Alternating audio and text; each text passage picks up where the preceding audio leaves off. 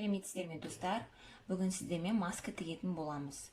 Ол үшін ең бірінші масканың выкройкасын дайындап алайық. Бізге ең бірінші 13 сантиметр сызып алу керек. Ол деп отырғанымыз құлағымыздың от уха до уха деп айтамыз ғой. Құлағымыздың екі аралық өлшемі 13 сантиметр сызып алайық. Бұл барлық размерге келе беретін маска. 13 сызып аласыздар. Міне осы жерден жоғары қарай 3 сантиметр, төмен қарай 3 сантиметр сызамыз.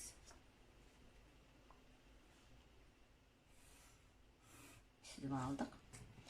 Мына точкадан жоғары қарай 6,5 сантиметр сызып аламыз.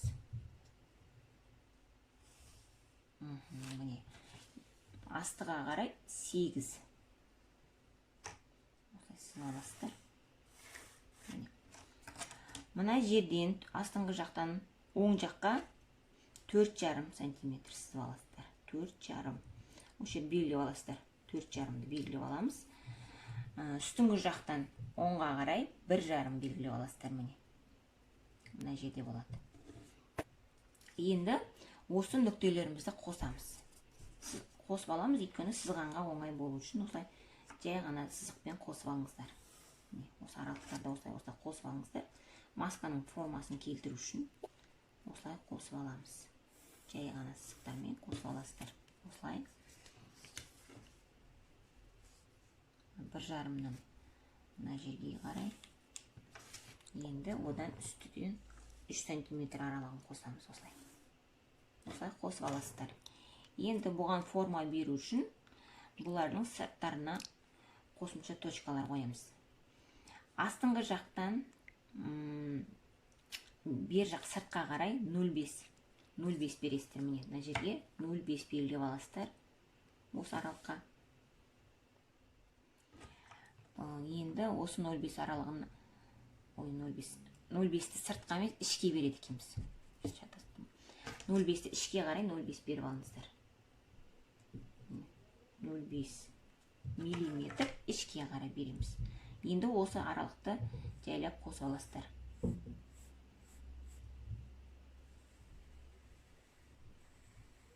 Сопақша аласыздар ғой. Қосып аласыздар. Жоғары жақтан мына ортасынан бөліп аламыз ғой, мына тұрған сызығымызды ортасынан белгілейсіздер де. Соның ішке қарай 1 сантиметр белгілеп аласыздар. Мен точка қойғанмын міне бір жерге. Осы жерге 1 сантиметр белгілеп аласыздар. Оны да солай сопақша сызып аламыз әдемі.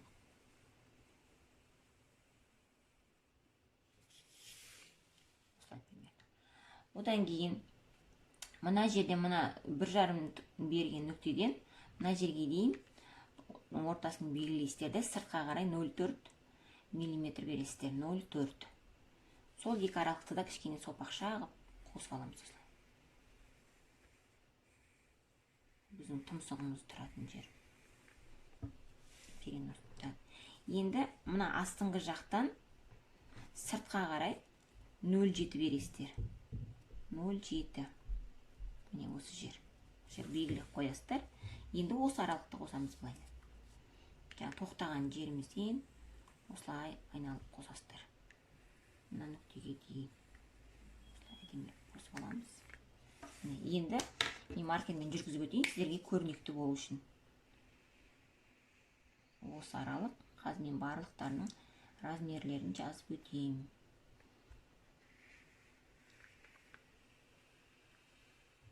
Біздің қазір қиып алатын сызығымыз. Сызық бойынша қиып аламыз. Қазір енді размерлерін сіздерге айтып отырмын.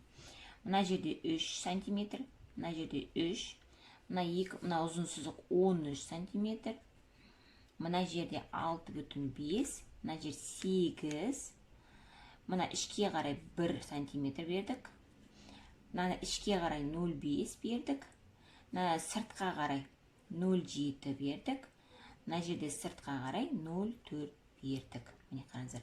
Осылай выкройкамызды сызып алып тігуге кірісеміз. Выкройкамызды әдемілеп қиып алдық. Осымен матаға піштік.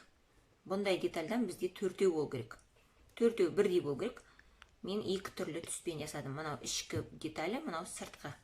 Мынадан екеу, мынадан екеу. Осындай төртеу болу керек. Одан кейін резинкадан екеу қиып аласыздар 18 сантиметрден. Міне мынаны тігіп қойдым.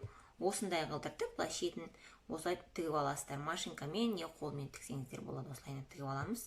Одан кейін мына жер шеттерінен осылай жүргізіп шығамыз машинкамен екеуінде. Осылай екі шетінен жүргізіп шығамыз машинкамен. Міне екі жағын тігіп алдық. Міне қараңыздар. Енді былай істейміз. Ортасына былай ашасыздар. Міне тігіс болған жерді былай қолмен былай екі шетіне қарай былай қайтарып алуға болады. Осылай.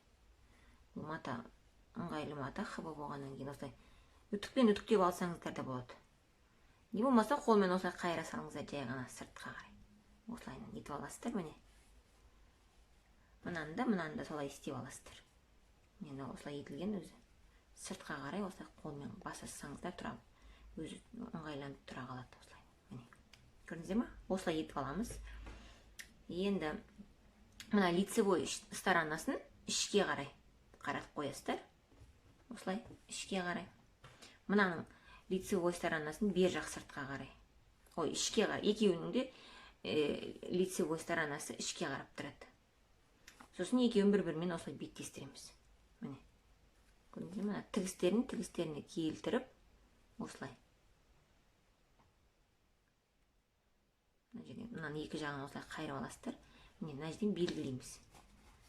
Осылай белгілейміз. Мына екі жағында, мына арт жағында, алдыңғы жағында осы екі тігістен белгілейміз. Сосын мына жерден былай айналдырып машинкамен тігіп шығамыз.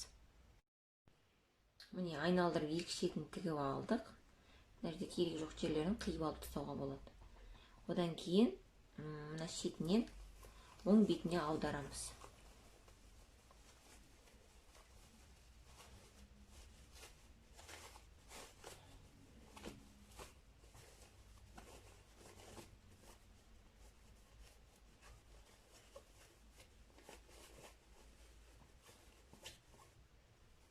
Осы кезде үтікпен жақсылап үтіктеп аласыздар.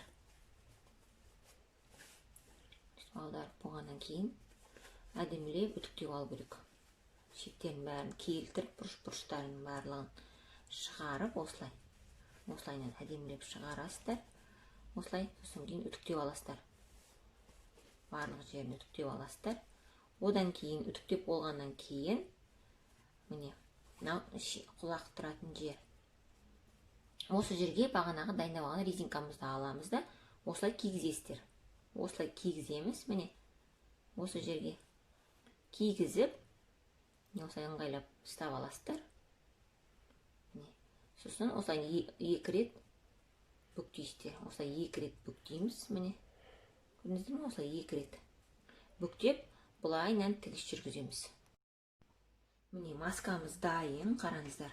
Іші осылай болады. Мына жерлерін барлығын әдемілеп үтіктеп алдық. Резинкасын екі бүктеп, мына жерден былай тігіс жүргіздік. Бағанағы біздің өлшеп алған 18 сантиметр резинкамыз. Мына жағында осылай тігіп алдық, көрдіңіздер ме? Ортасынан мына жерді әдемі болу үшін мына екі шет жерден екі тігіс жүргізуге болады. Енді ол өз еріктеріңізге байланысты. Ол былай да онсыз да әдемі болады. Осылай оңай жолмен өздеріңізге маска тігіп алыңыздар.